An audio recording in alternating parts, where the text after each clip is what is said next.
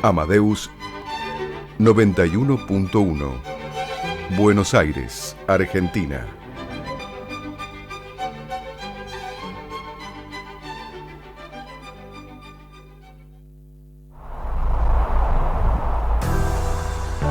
A partir de este momento comienza Segunda Convocatoria, el programa de la propiedad horizontal.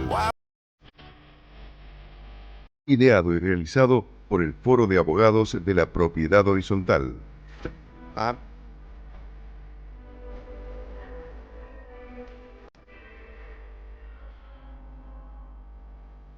Muy buenas tardes, una nueva emisión de Segunda Convocatoria, el programa de la Propiedad Horizontal, ideado y realizado por el Foro de Abogados de la Propiedad Horizontal.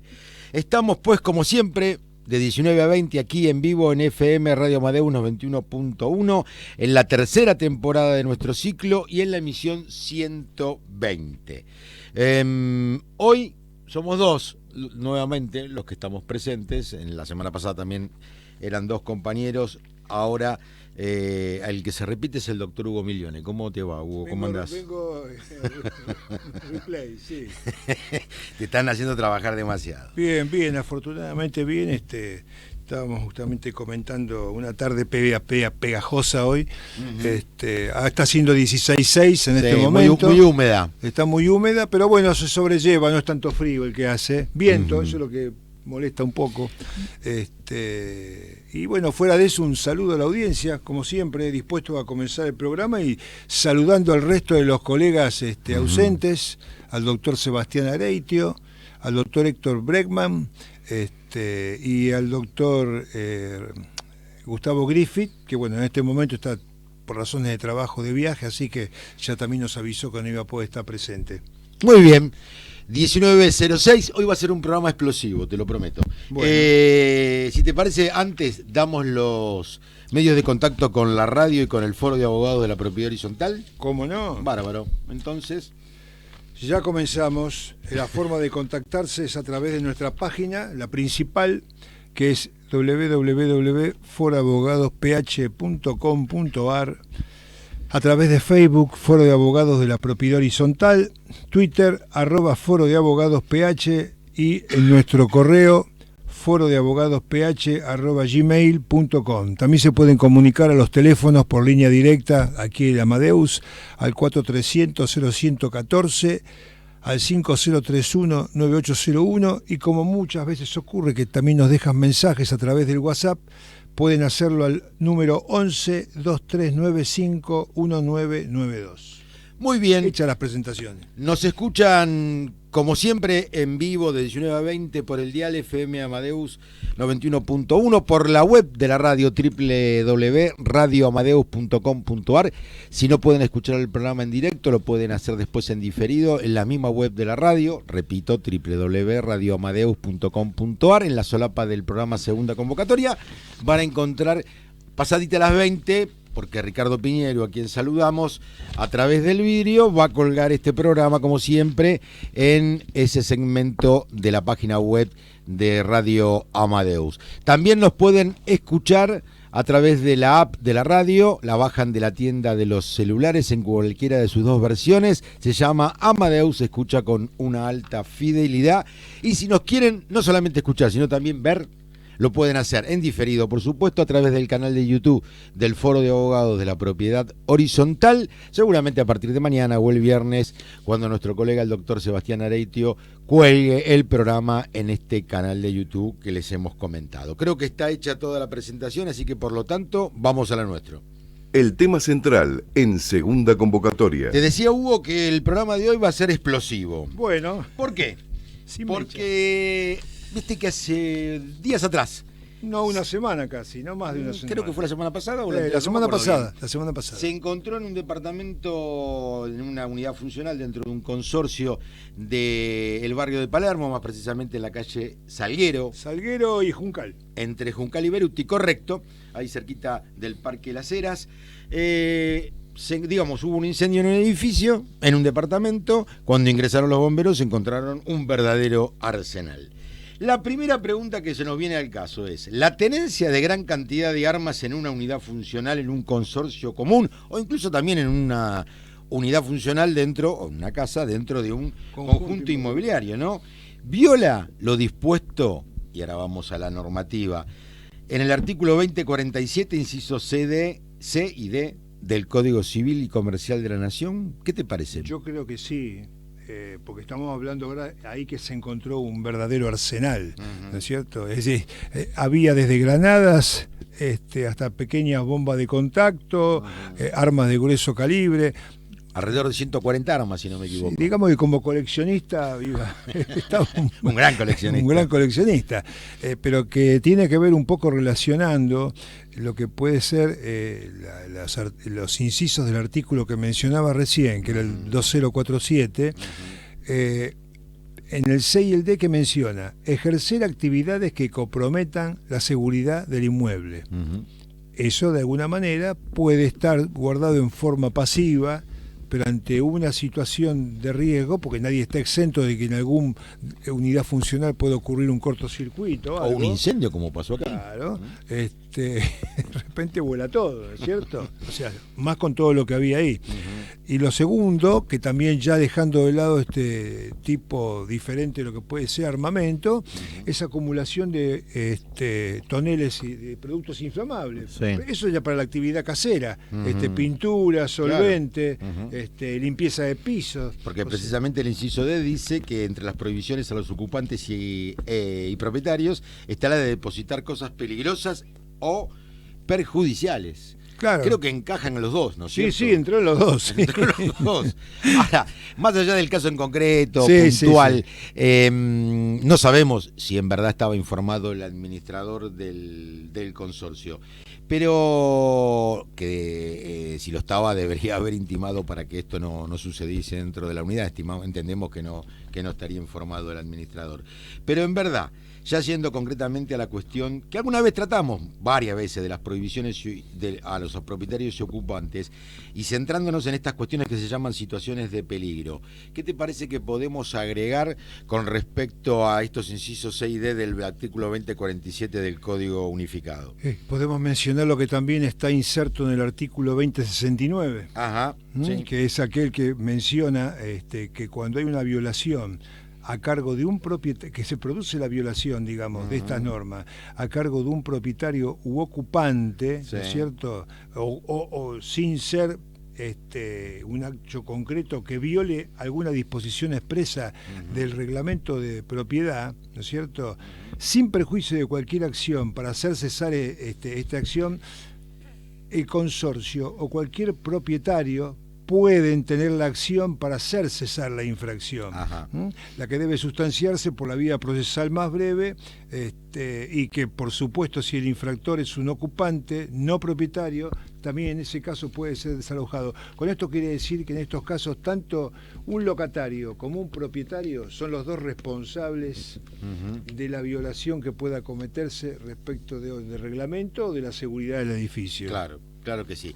Antes de pasar a esa acción de la del 2069, que es la primera que se nos viene a la cabeza para que ya sea un vecino o el administrador del consorcio inicie precisamente cuando se dan estas situaciones, convendría aclarar que la inteligencia de este artículo, esos dos incisos, es la de prohibir toda actividad peligrosa para las cosas o para las personas que habitan el edificio, lo que comprende también el tener el inmueble cosas que puedan entrañar esa contingencia. Exactamente. Eso es importante tenerlo en cuenta. La norma puede servir precisamente para adelantarse a la producción de un hecho dañoso que puede configurarse derivado de una actividad peligrosa o del depósito de mercaderías perjudiciales, pudiendo cumplir una función preventiva que ahora está específicamente establecida en el Código Único en el artículo 1708 en adelante, ¿no es cierto? Además de la función resarcitoria, ahora la responsabilidad, en verdad, la idea de sobre responsabilidad civil que tiene el Código, que manifiesta el Código, es de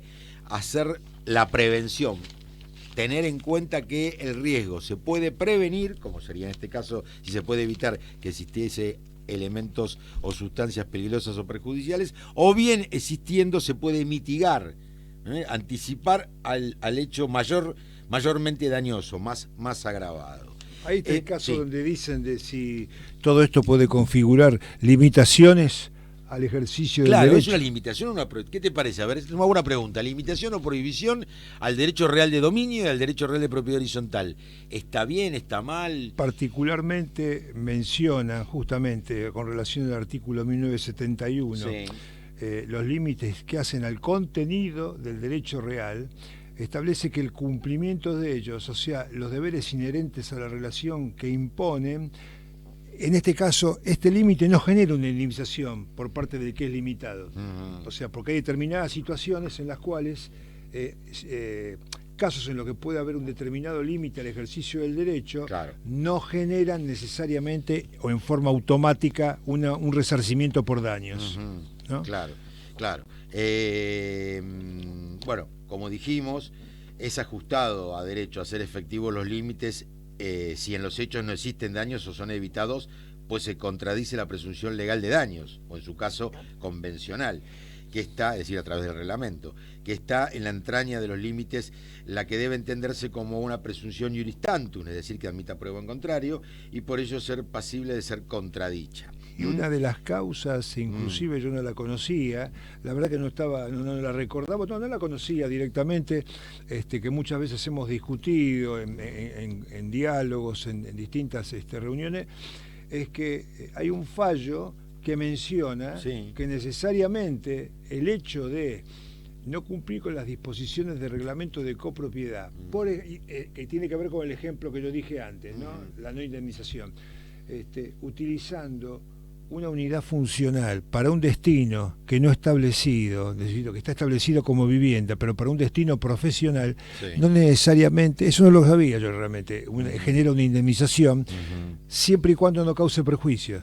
Claro. Pero siempre generar la posición era no, si está fuera de destino, está violando el reglamento, no o lo alguna puedes... de las prohibiciones que establece, por ejemplo, ya sea el reglamento o la propia normativa, la propia ley de fondo, ¿no es cierto? Como en este caso el 2047 del Código Civil y Comercial en estos dos incisos C y D.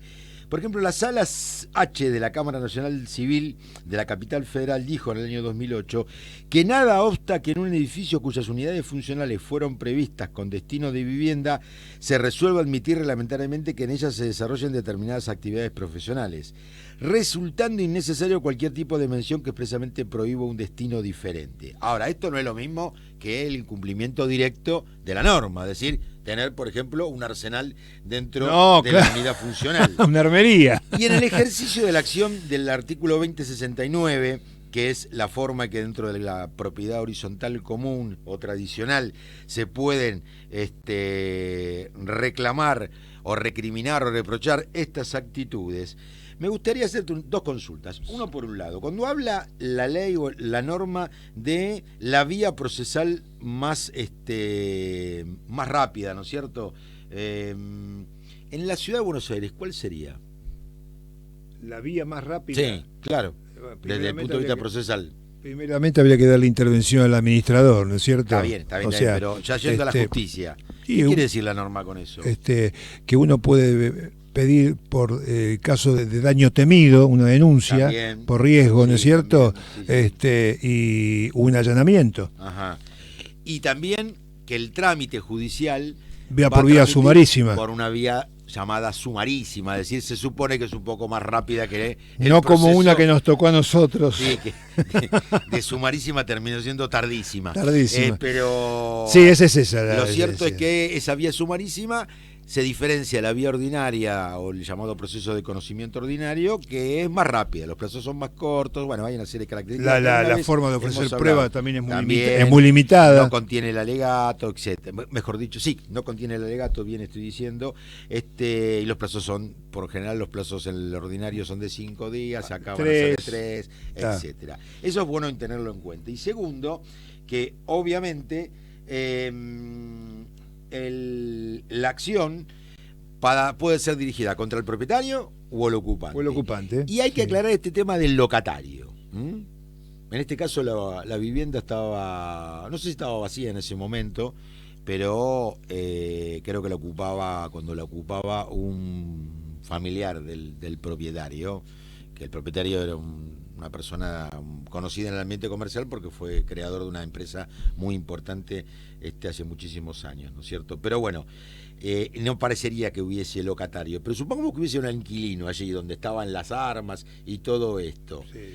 La acción se puede iniciar igual, la puede iniciar el administrador o cualquier propietario que entienda que hay una violación al reglamento y a la norma de fondo. Justamente Pero ¿qué pasaría si ese propietario, si ese locatario es condenado y después se sucede otra situación de violación? Si el locatario es condenado y sucede otra situación de violación. Claro. Una condena firma y después habla de reiteración, no es clara mucho la norma, pero se entiende, por lo menos porque la doctrina lo hace, y alguna jurisprudencia también lo ha entendido de esa manera, que cuando habla de reiteración implica la reincidencia. Claro. Lo que pasa cuando un propietario reincide en la violación de un reglamento, al propietario no se lo puede excluir no se le puede quitar el derecho real de dominio. No, obviamente que no. En cambio, al locatario, y esta es una diferencia muy importante, si es reiterada la situación, con condena firme, entendemos nosotros, no simplemente por una denuncia, está la posibilidad de exigir el desalojo. ¿Y por qué? Porque en realidad está justamente la corriente, que yo también la comparto, que sostiene que, en definitiva, el locatario detenta un bien, o sea, tiene la tenencia de un bien en representación de que reconoce a un dueño, o sea, está legado por un contrato. A un dueño que además, aun cuando no esté en ese lugar, sigue reconociendo al dueño. O sea, reconoce el dueño y la posesión del dueño que no la tiene. Es toda una ficción jurídica donde el poseedor sigue siendo el locador. Que tiene la tenencia. Y el que tiene la tenencia, que es el locatario, tiene que responder, por supuesto, a esa relación contractual que hace que, en caso de incumplimiento del contrato, el poseedor, aunque no esté en la posesión, que es el locador, puede ser el propietario o no, pero es quien está en la posesión, le pueda reclamar hasta eventualmente el desalojo. Vamos a alguna jurisprudencia con respecto a este tema, si te parece. Tenemos alguna colectada que me parece, no aplica solamente a las armas, obviamente, tiene que ver con todo aquello que está relacionado con sustancias peligrosas o perjudiciales, o en realidad también a ejercer actividades que comprometan la seguridad del inmueble dentro de las unidades funcionales. Por ejemplo, la Sala F de la Cámara Nacional Civil en el año 96, después esto fue también contemplado en otro fallo muy similar en el año 97 por la Sala M, dijo que las reglas de vecindad han sido extremadamente desafinadas en el régimen de la propiedad horizontal, requiriendo un comportamiento mucho más circunspecto y más respetuoso del derecho, de la tranquilidad y del bienestar del prójimo. Las restricciones y límites al dominio establecidos por la ley 13.512, que era la ley derogada que regulaba primigeniamente este sistema, y los reglamentos respectivos, desempeñan un papel fundamental en el régimen de la propiedad horizontal y deben ser estrictamente observados toda vez que su acatamiento por los propietarios es condición esencial para asegurar el buen funcionamiento del sistema. Claro, si bien el fallo es antiguo, especifica ya bien, limita en forma general a cómo deben atenerse las relaciones de vecindad, ¿no es cierto? En eso prima la importancia. Y justamente estaba esto que mencionaste vos. Hay otro fallo también de la Sala H del año 2008. Dice que tiene que ver con lo que yo mencioné antes. Nada obsta a que en un edificio cuyas unidades funcionales fueron previstas con destino a vivienda, se les resuelva admitir reglamentariamente que en ellas se desarrollen determinadas actividades profesionales, resultando innecesario cualquier tipo de mención que expresamente prohíba un destino diferente. En esto estoy parcialmente de acuerdo, porque si no, ¿para qué está el destino? Claro, ¿no? ¿para qué está la norma o la determinación del destino, ¿no es cierto? ¿Cuál debe ser la actitud del administrador? Como en este caso, se enteró de esta situación, ¿qué debió hacer el administrador ya? Debería intimarlo al propietario siempre, ya sea el profesional que esté trabajando, y mucho más si está algún contrato de locación, porque ha hecho un contrato de locación sobre una actividad no permitida, ¿no? Y si eso ocasiona perjuicio, el prejuicio muchas veces es las quejas de los vecinos cuando hay lugares que a lo mejor trabajan con mucha cantidad de, no solamente necesariamente pacientes, clientela, que va y viene y entonces se decide anular la cerradura eléctrica. También ha sucedido eso. Claro. Y hay expresiones jurisprudenciales al respecto. Exactamente. Hablando de incendio, te cuento un fallo. A ver. Es bastante reciente, del año 2014, de la Sala B de la Cámara Nacional Civil de la Capital Federal. Dijo que todos los elementos colectados, cuenta la sentencia, y el mismo reconocimiento de responsabilidad por parte de la recurrente, es decir, de quien seguramente apeló el fallo, conllevan a determinar que la causa se halló en los objetos depositados en la terraza del edificio. Estábamos hablando de un incendio. Recordemos el fuego que se produjo en dicha terraza y los análisis efectuados sobre los restos del incendio, los cuales nos direccionan sin vueltas a aquellos materiales. Es decir, que ahí la responsabilidad no fue del propietario, sino fue en verdad del consorcio, porque esto derivó de partes comunes, la terraza del edificio. Lo que estaba en realidad adjudicado como potencialmente peligroso, sí. Así resultó, era lo que estaba depositado. Claro. En otro, del año 2016, también de la Cámara Nacional Civil, pero de la Sala I, se dijo, también en un caso de incendio, ante todo cabe destacar que por el imperio del artículo 7 del nuevo código, la normativa aplicable sería aquella vigente, es decir, que era en ese momento la ley 13.512. Aún en las hipótesis más favorables a los recurrentes, es decir, que el consorcio hubiera incumplido con las normas de seguridad contra incendios en edificios, ello no constituiría, dijo la Sala, la causa eficiente del daño, extremo necesario para responsabilizarlo, de modo tal que no solo no ha quedado suficientemente demostrado en autos, por un lado, la falta de funcionamiento de los extintores y por el otro, que la causa del daño haya sido la eventual violación a las normas de seguridad contra incendios para edificios, sino más bien lo contrario.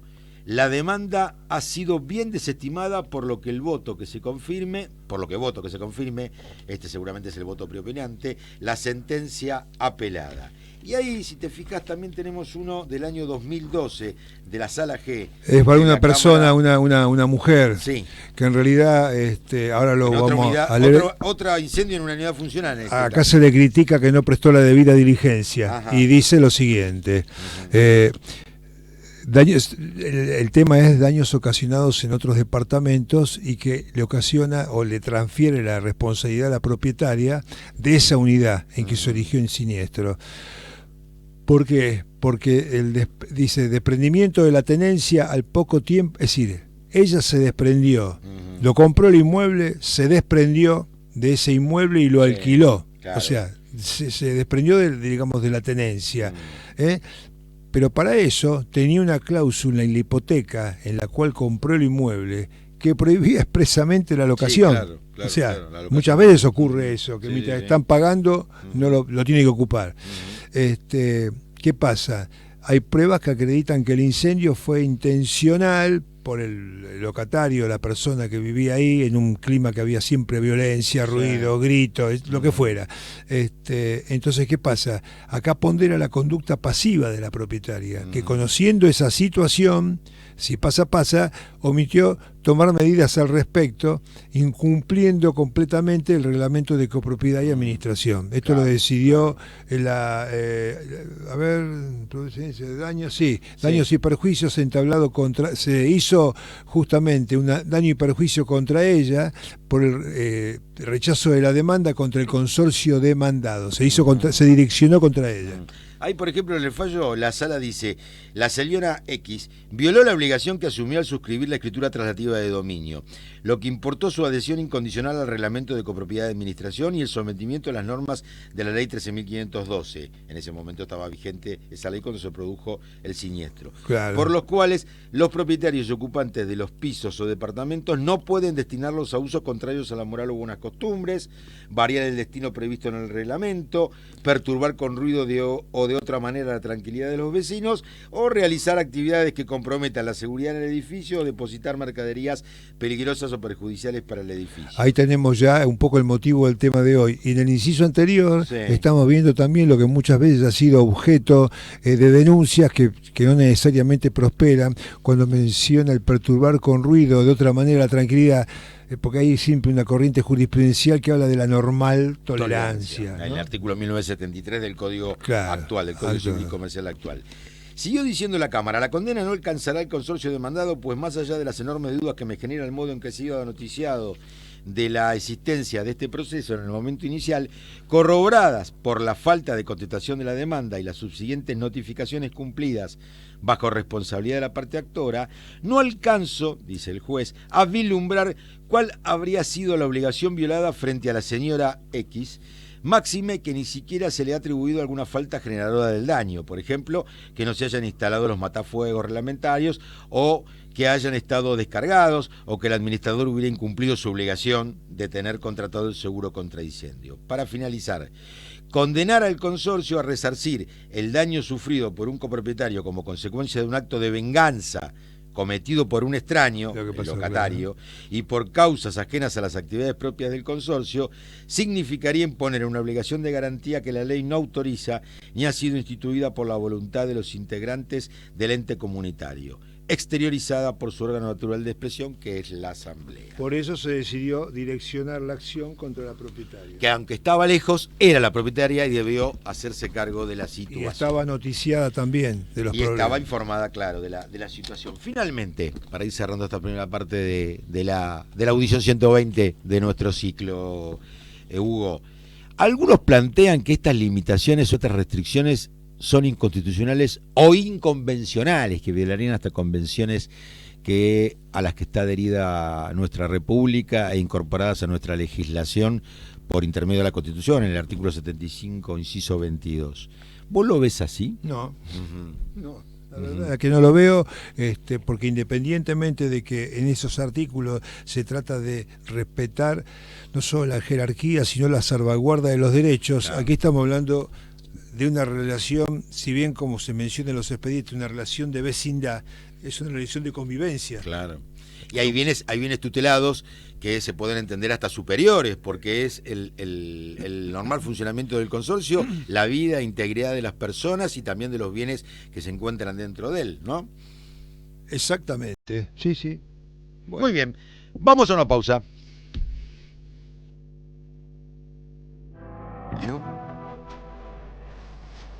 Foro de Abogados de la Propiedad Horizontal. Soluciones jurídicas para consorcios, conjuntos y desarrollos inmobiliarios. www.forodeabogadosph.com.ar. Correo electrónico forodeabogadosph@gmail.com. En Facebook, Foro de Abogados de la Propiedad Horizontal. En Twitter, @forodeabogadosph. Y en Instagram, Foro de Abogados PH.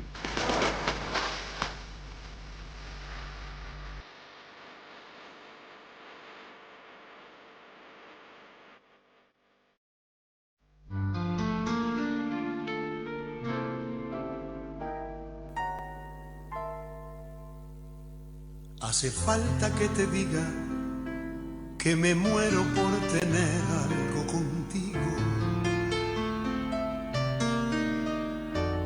Es que no te has dado cuenta de lo mucho que me cuesta ser tu amigo.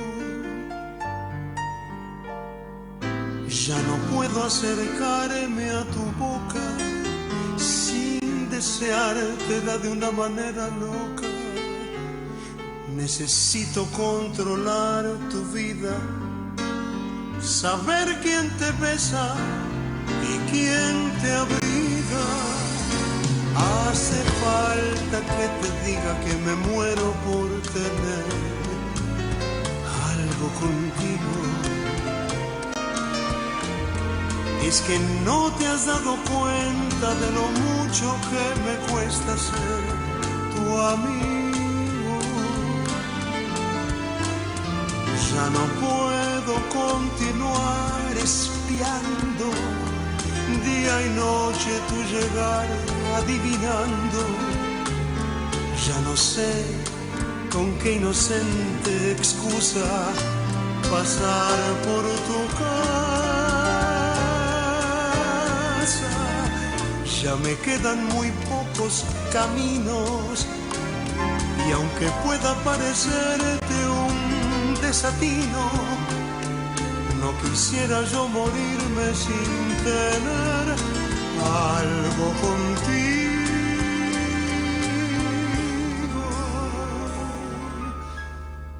No quisiera yo morirme sin tener algo contigo. Contigo, contigo.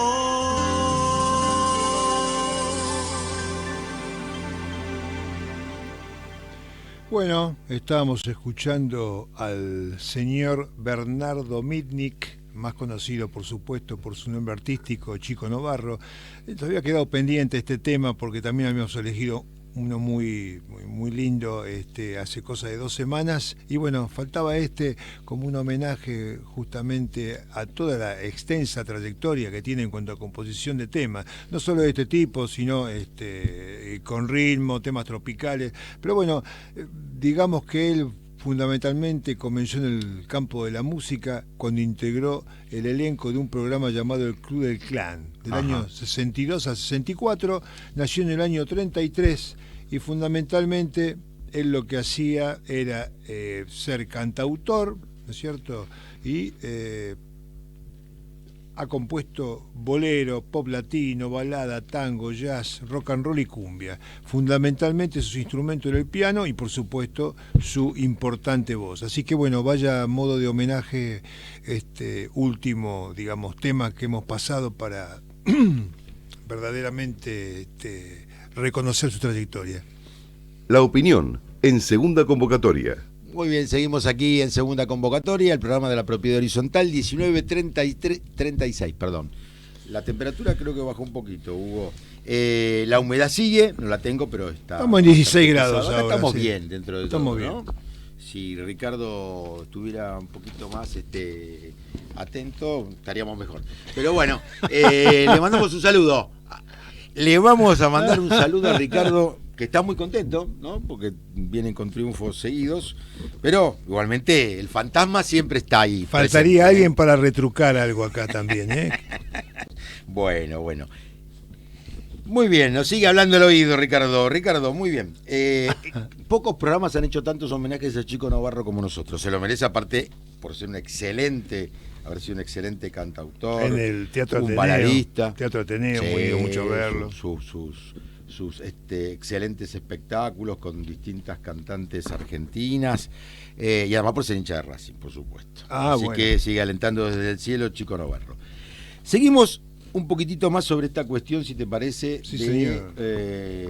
La violación al artículo 2047 en dos de sus incisos, el C y el D, es decir, por un lado, depositar sustancias o cosas peligrosas, y por el otro lado ejercer actividades que resulten o que comprometan la seguridad del inmueble.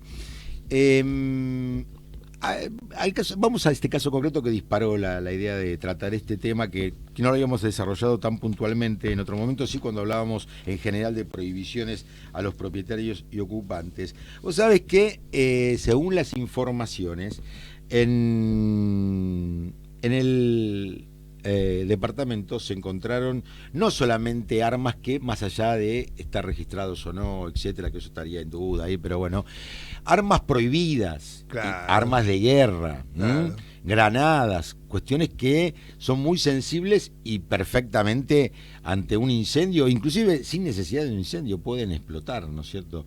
¿Qué podrías...? A ver, la pregunta siempre que me hago en estas cuestiones es la siguiente. Al administrador le van a caer seguramente sobre la cabeza diciendo, pero ¿cómo es que usted no sabe que en ese departamento había 140 armas, explosivos, granadas, qué sé yo cuántas cosas? Pero ¿Es fácil darse cuenta de Ahí esto? lo voy a defender al administrador. Claro, por Ahí eso. lo voy a defender al Cosas administrador. terribles, digo. Bueno, está bien. Ahora habrá actuado, me imagino. Sí, Esperemos claro. que lo haya hecho. Pero antes no es tan sencillo. Porque alguna gente dice, ¿cómo vas a meter 140 armas en un departamento y nadie se da cuenta? De a poco en un bolso a la noche. Sí, ¿Quién, claro, quién por vigila? supuesto. Es más, pueden entrar cajas que uno piensa que son de otras cosas y precisamente son de armas, ¿no es Es cierto? más, hasta puede ocurrir O con armas. Es más, hasta puede ocurrir con servicio de vigilancia nocturno igual. Claro. Ujú. Porque nadie le va a pedir, si conoce a la persona que suele entrar a la unidad funcional, no le va a pedir que le abra un bolso. Claro.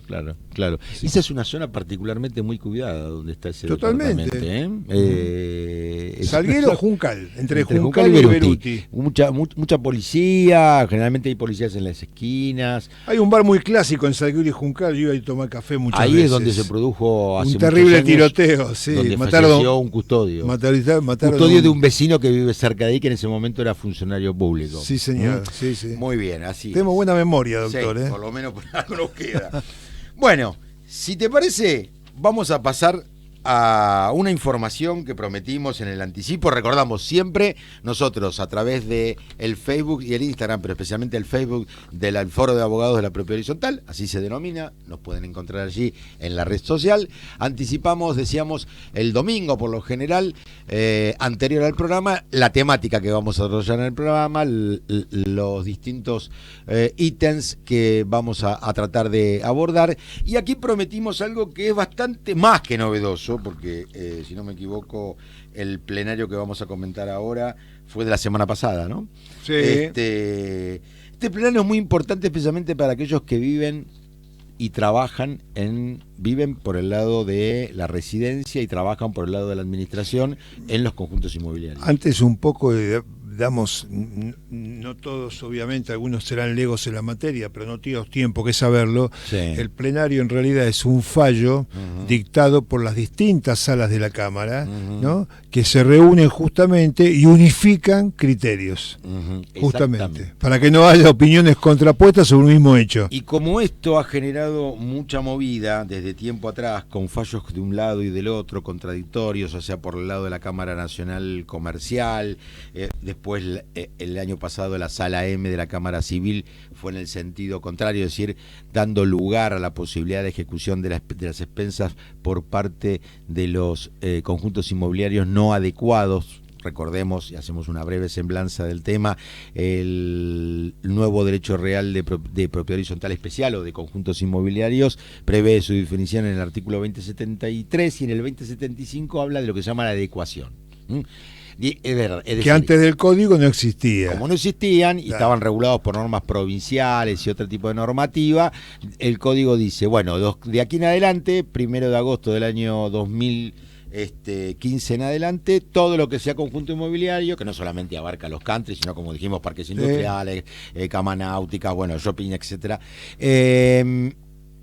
van a estar regidos por este derecho real nuevo, que es el derecho real de conjunto inmobiliario. Los anteriores tendrán que adecuarse. No fija plazo para hacerlo, no fija sanción, pero bueno, en la Ciudad de Buenos Aires hubo resolución de la IGJ, esto lo hemos comentado bastante en otras oportunidades. Pero siempre está en debate la cuestión de la ejecución de expensas cuando el conjunto inmobiliario no está regido por el derecho real de la propiedad horizontal, sino porque hay o derechos personales, generalmente son socios, los integrantes del conjunto son socios de una asociación con forma de sociedad o con una sociedad directamente comercial, una sociedad anónima por lo general, y en estos casos no se aplicaría, según el entendimiento de algunos, tanto en doctrina como en jurisprudencia, lo que establecen los códigos procesales civil y comercial en la Nación y en la provincia de Buenos Aires y en muchas otras jurisdicciones. Recordemos que estos códigos siempre son locales, pertenecen a la jurisdicción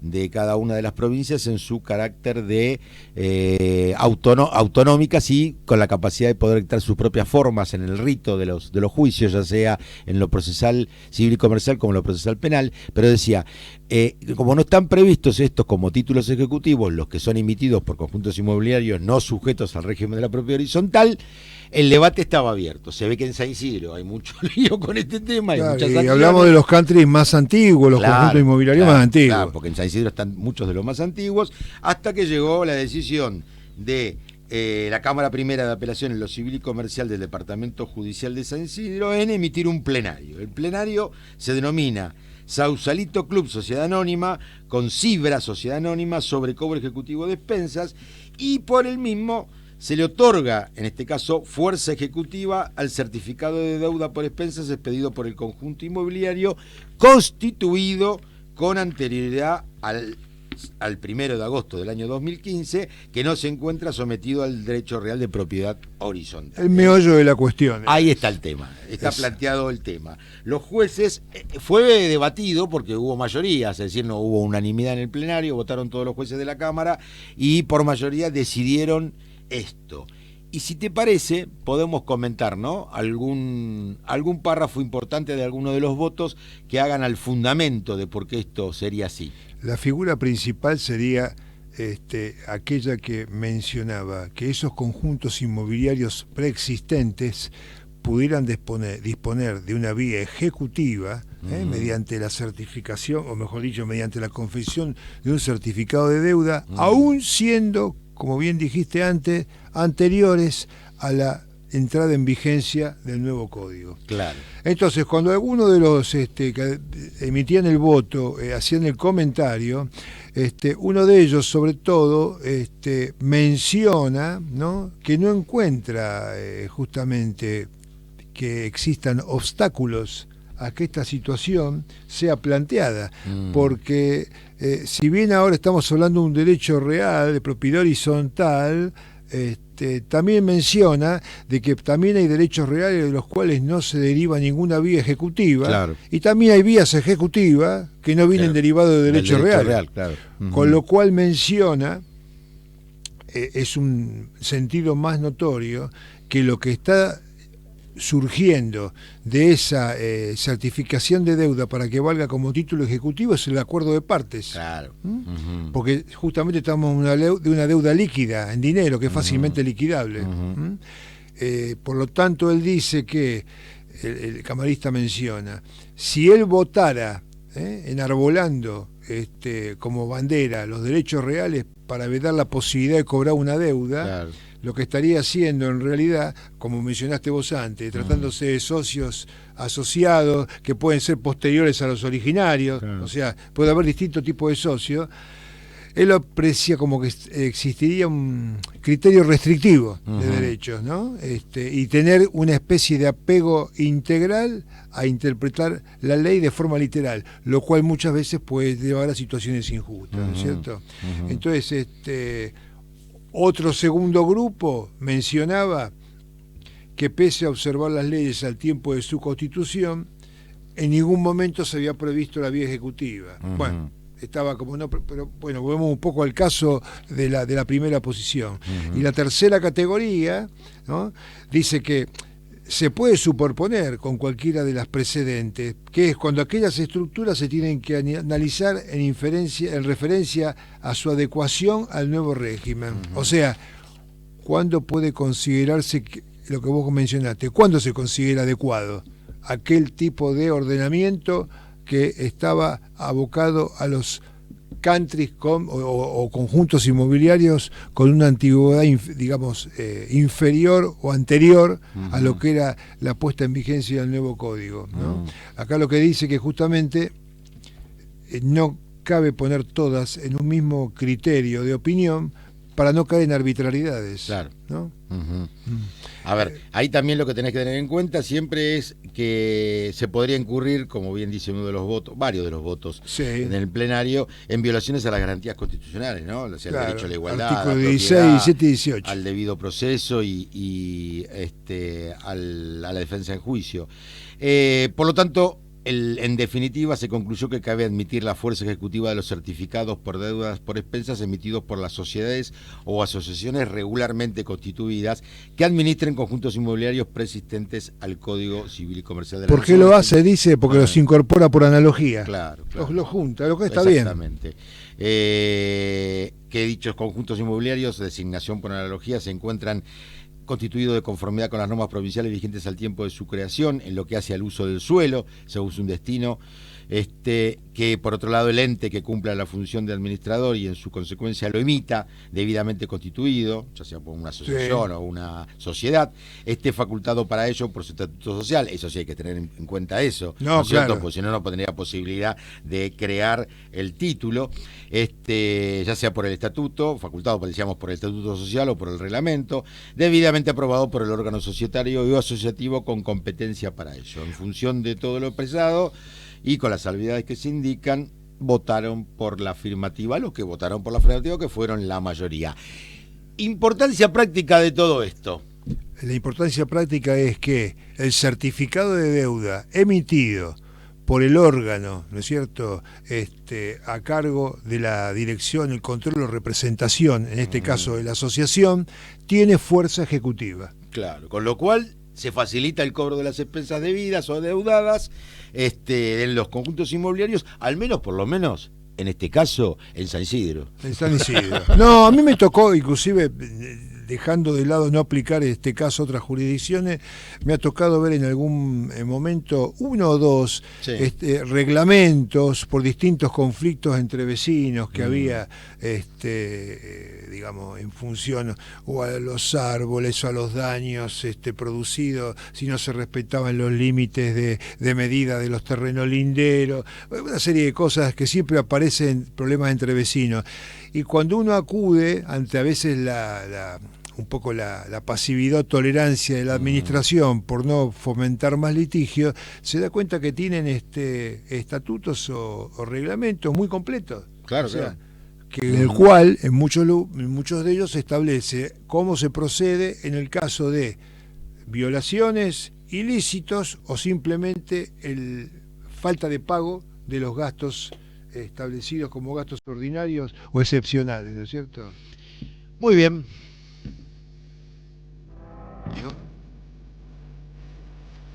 Foro de Abogados de la Propiedad Horizontal. Soluciones jurídicas para consorcios, conjuntos y desarrollos inmobiliarios. www.forodeabogadosph.com.ar. Correo electrónico forodeabogadosph@gmail.com. En Facebook, Foro de Abogados de la Propiedad Horizontal. En Twitter, @Foro de Abogados PH. Y en Instagram, Foro de Abogados PH.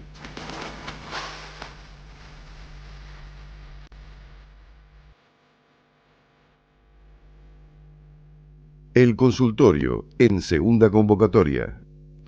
Bueno, entre algunas preguntas que habíamos tenido dificultad para evacuar la respuesta, porque bueno, el tiempo se nos corre, a veces hay temas que no alcanza realmente la hora esta que tenemos. Ha llegado una pregunta de una señora Lucía de Núñez que menciona: buenas tardes, colegas, quiero hacerles una consulta sin pretender abusar de vuestra gentileza. Es una abogada, ¿eh? Es una colega, muy bien. Digo, bien, hay que contestar mejor que nunca. Por supuesto, muy buena letra. Como no soy experta en estos temas, les consulto para que al menos me orienten sobre lo siguiente. En nuestro consorcio, algunos propietarios quieren iniciar demanda contra la constructora y el fideicomiso del que somos beneficiarios. Evidentemente hay algún incumplimiento, ¿no? Hace apenas unos meses los poseedores escrituramos nuestras unidades después de un año desde la entrega, aunque casi todos ya ocupamos los departamentos. Es decir, esta acción se quiere hacer por defectos de construcción en varias partes comunes y también en gran cantidad de unidades, ¿no? Ya sean más personales y generales, ¿no? Se propone contratar un abogado para la asamblea para que inicie las acciones por el consorcio, y asimismo se quiere intimar al administrador puesto por el fideicomiso para que llame a la asamblea para designar uno nuevo elegido por los actuales copropietarios. ¿Es factible todo esto? Y de ser así, ¿qué mayoría se requiere? Muchas gracias por todo. Bueno, para Lucía de Núñez, vamos por partes, si te parece, Hugo. Sí, señor. Por un lado, ella nos plantea que hay vecinos que quieren iniciar demanda contra la constructora y el fideicomiso, estos fue producto de esta construcción, fue producto de un fideicomiso de administración inmobiliaria, seguramente, Sí, sí. de los que han sido beneficiarios, en verdad, fideicomisarios, seguramente, estos vecinos, que nos dice que ya escrituraron en su gran mayoría, por lo que entiendo Sí. acá, ¿no es cierto? Después de un año Después de de un haber año. ocupado. Sí. Bárbaro.